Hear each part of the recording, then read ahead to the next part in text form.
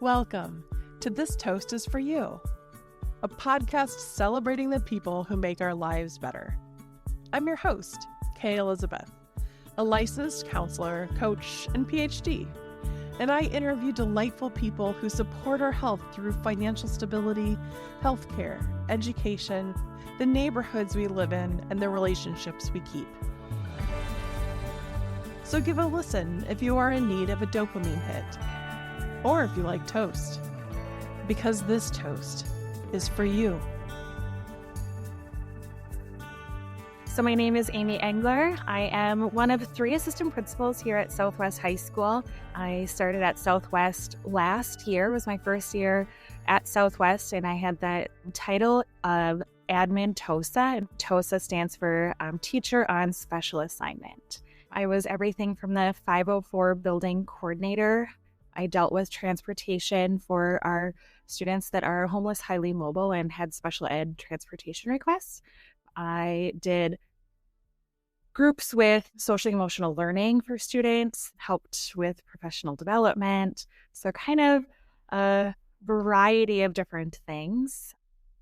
So it sounds like you're really making education accessible for your students. Yeah, that is definitely one way to put it, for sure. And this year I stepped into the position of assistant principal. So how does Laker Locker fit into that? Yeah, good question. So I'll kind of rewind a little bit to my role from last year. Last year at Southwest High School was my very first year, and an observation that I had was that students that needed specific items in order for them to have success, whether that was having a backpack or having a locker, like an actual lock, or maybe they needed like a new coat.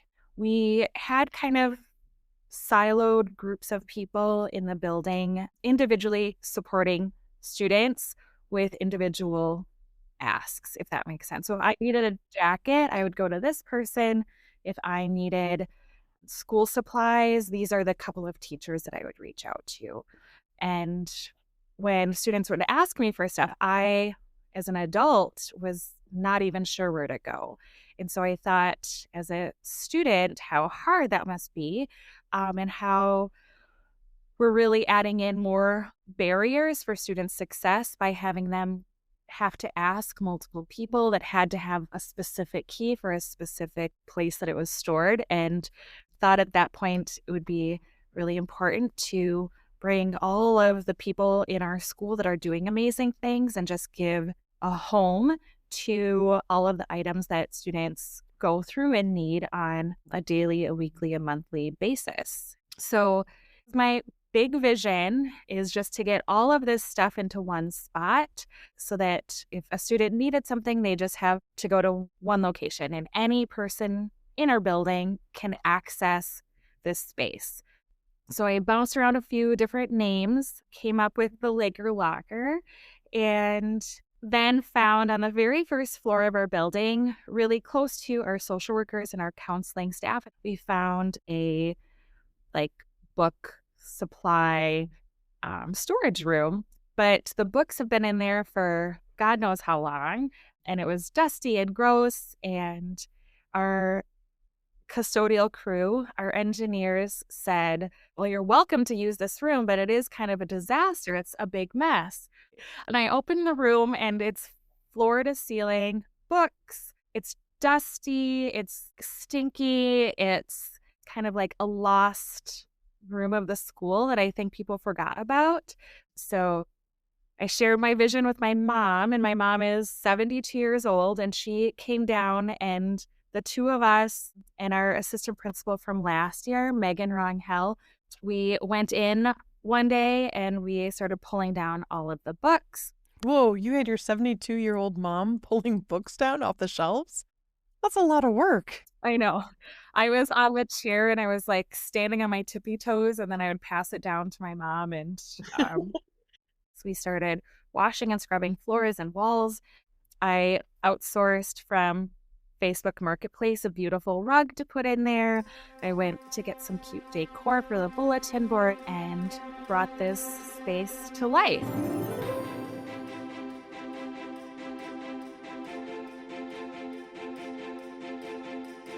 My goal was to have it be fresh and like a nice space, kind of make it feel like an actual store when families and students walked in. But it took a while to get there.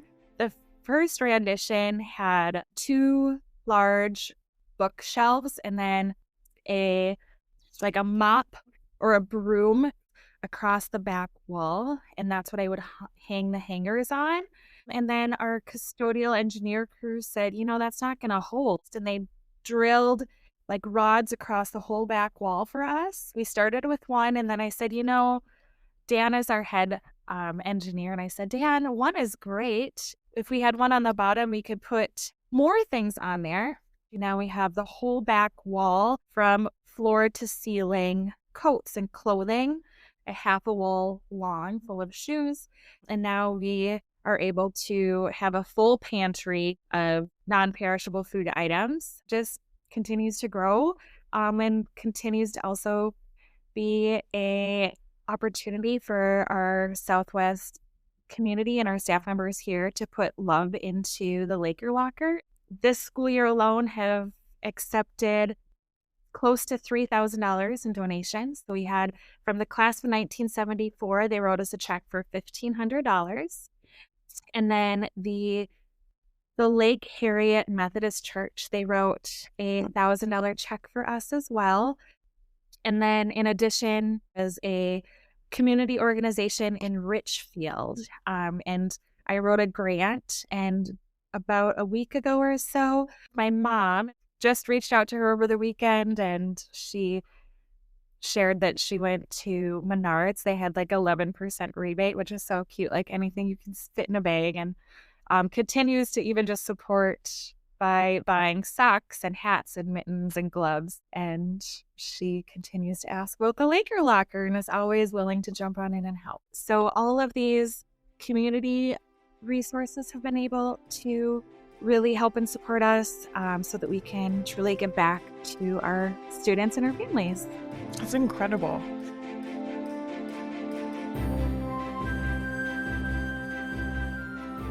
How have you seen this impact students' lives? Yeah, I think the original intent was to help and support our homeless and highly mobile youth, make sure that they have the fundamental needs that they were lacking in order for them to find academic success. And so that's really where the heart and soul of this project started, understanding that a student that comes in to school, if they don't have a coat and they have to take 3 buses to get to Southwest and are standing outside for 20 minutes between each bus stop, they're going to get here and they're already going to be kind of off to a rough start. Like they're going to be grumpy and cold, and that is a barrier to success.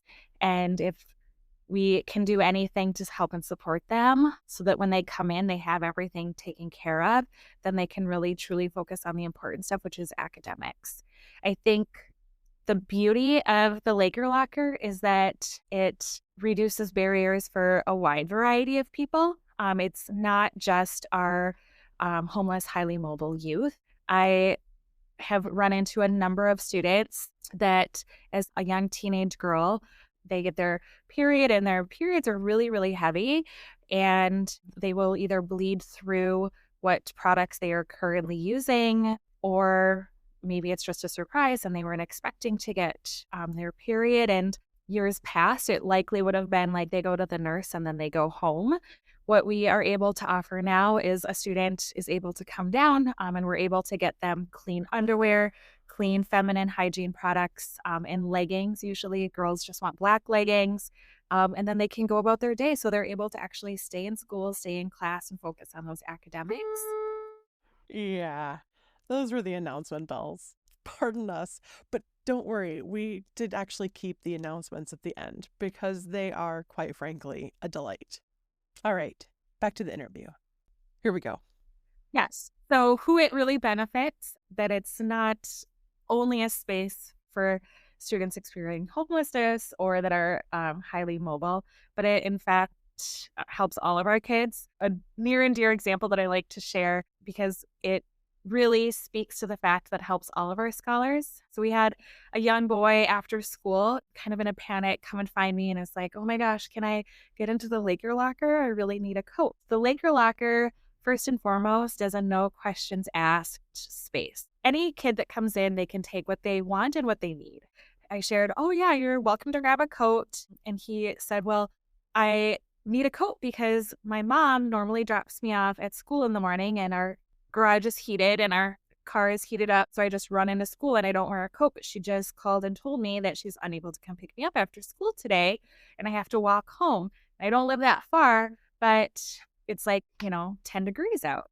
So we got him a hat and mittens and a jacket and sent him on his way. And then the next day, the student returned to school and gave back the coat and the hat and the mittens. It was kind of like he borrowed the items and then returned them. But thinking about if we didn't have the Laker locker, the student would have had to walk home in, 10-degree weather and freezing cold. And this was able to give him the chance to stay warm on his walk home. So I really love the mission behind the Laker locker of just no questions asked. We support all of our students. And it really does kind of fill the void of all the needs that we have here at Southwest.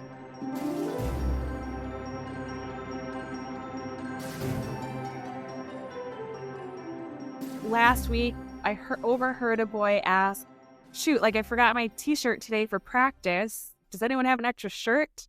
And I was kind of trying not to eavesdrop.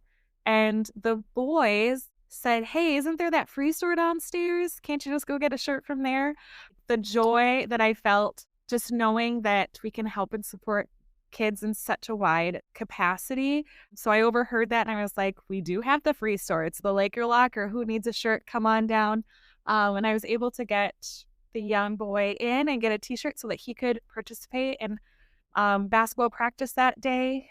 It's truly just such a gift. It really has even helped create a sense of community among our staff because we all pour into this one source instead of individually doing it. I think what also is really beautiful is we have support from the Southwest community. An example, so I run our school Instagram, and our school Instagram is mps.southwest. And when we have something that is low or out of stock, I'll post it on Instagram. And the next day, you come to school and we have that item magically here. We've done that with socks and men and women's underwear. The number of times where I just take a picture of our empty box and then we come to school the next day and there's Amazon shipments of just brand new packages of socks and underwear. And we had a family that came in a couple weeks ago and the mom didn't have shoes. We did not have at this time any women's size 9.5. And I posted that we needed women's size 9.5. A mom didn't have shoes. She actually came in. She was wearing slippers.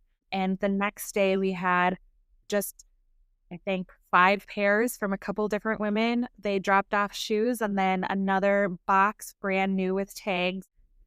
Yeah, the community support has just really been incredible. And Southwest is a school like none other because the families here have the means to be able to support others. It warms my heart. It melts my heart.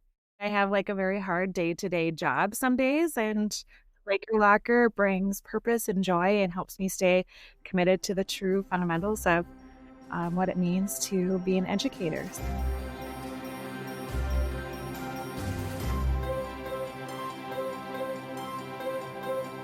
If you were to make some recommendations to people on how they could give back and where there might not be something as organized as the Laker Locker into their own communities, what would you recommend?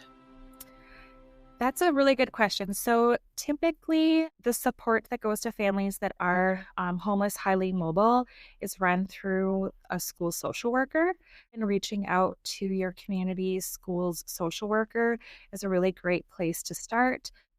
just as a general rule of thumb, the school administrative team is also pretty aware and in the loop. And they're another good source that you can always reach out to them as well.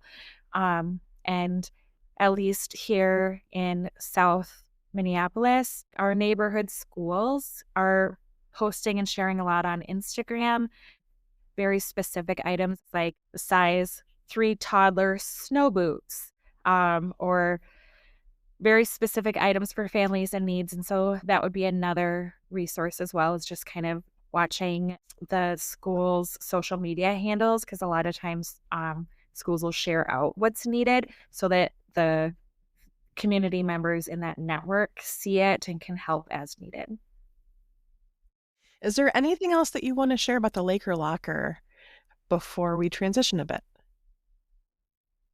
I think the most important thing for our community to know is that we wouldn't be where we are today with being able to help all the families and the students in our building without their support.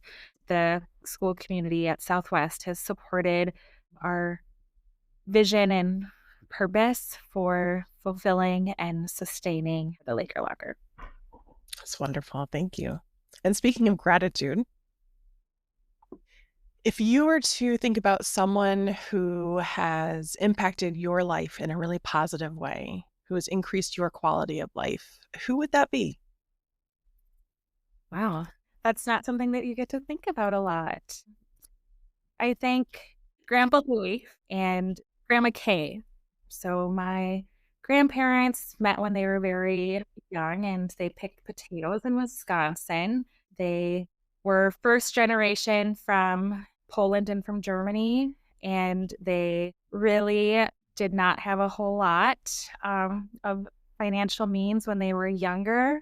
They moved to Minneapolis. They moved to the big city so my grandpa could work at BF Nelson, and they immigrated to Northeast because that's where the immigrants went who spoke other languages. They were always really very mindful and very diligent about the importance of getting an education and to giving back to the community. My grandparents were not rich people, and they continued to give back to their own local community.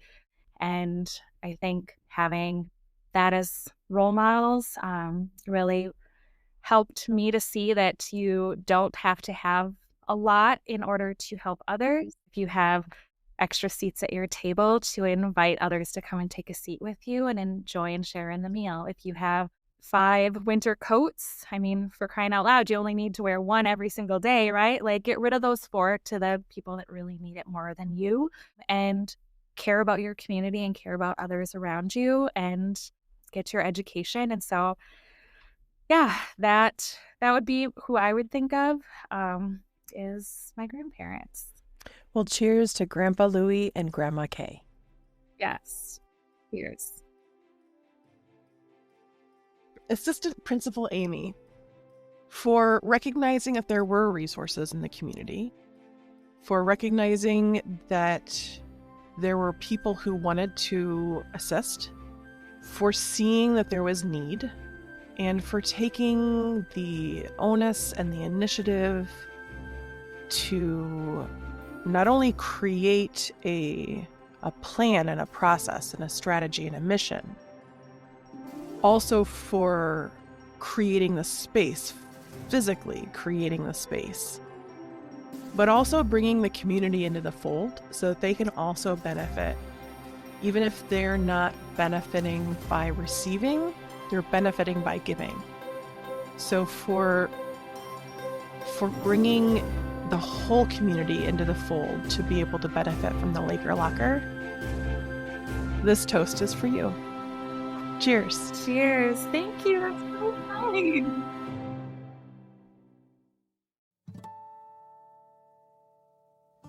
Now it's your turn. Honor someone who has made your life better by recommending them as a guest, or by recording a toast to them at thistoastisforyou.com. To keep us going, please tap the follow button, use the star button to rate us, and share this episode with someone who could use some good news. Then celebrate by toasting up some bread. because this toast is for you. Yeah, I do need to warn you. This is, it's like PJ days. That's the best day to come. It was the best news for me when I got out of bed this morning that I got to wear PJs to work today. That's fantastic. Here we are, Laker. The Laker Oh, loadout. this is amazing. Hi, I'm here to talk to you about the green team meeting tomorrow. Tomorrow, Tuesday, after school, we're having a meeting in E101 with hot chocolate, snacks, winter crafts, and learning about sustainable gift giving. Everyone is welcome and encouraged to come, including non-members. Also, please bring a mug for the mug competition. All right, tomorrow after school, E101. Make sure we do some dad jokes today. We'll do 3 of them real quickly. Okay, what kind of exercises do lazy people do? Deadly squats.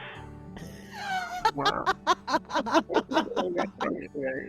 What is email's least favorite food? Spam. Fine. I'm getting it right. Those are Laker announcements for the day. That's amazing. Dr. Bennett, the kids call him Papa Lakers. Every once in a while, he'll pop on with a dad joke and a good laugh for us to start off our week. Wait. Papa Lakers? They call him Papa Laker. They call her Principal Papa Laker. That's amazing. And he's the one who did the And little he's the one that jokes? does the dad joke. Oh, that's the best. I love it.